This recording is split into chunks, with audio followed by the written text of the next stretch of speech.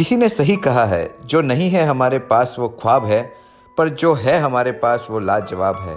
एक बार एक संत थे। एक दिन वे किसी रास्ते से गुजर रहे थे। अचानक उनको रास्ते पर एक सिक्का दिखाई दिया। उन्होंने उस सिक्के को लिया और यह सोचकर अपने पास रख लिया कि कभी कोई दरिद्र और गरीब उन्हें मिलेगा तो वो उसे वो सिक्का दे देंगे।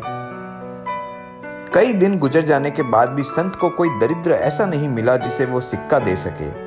एक दिन एक राजा की सेना संत की झोपड़ी के पास से गुजर रही थी।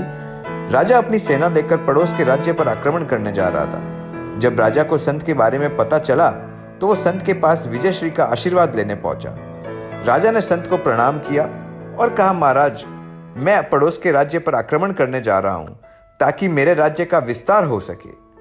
कृपया आप मुझे आशीर्वाद प्रदान करें। संत ने कुछ देर विचार किया और राजा के हथेली में वो सिक्का रख दिया।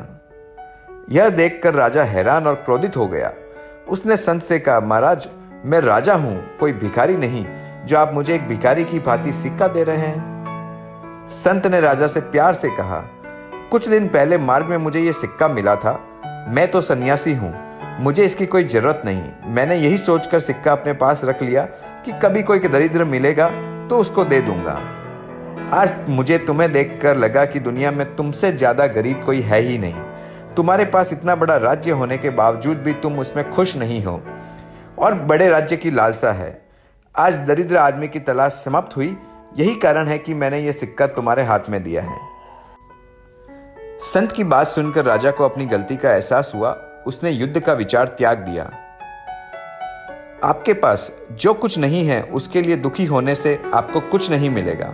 आपके पास जो है उसका आनंद लीजिए।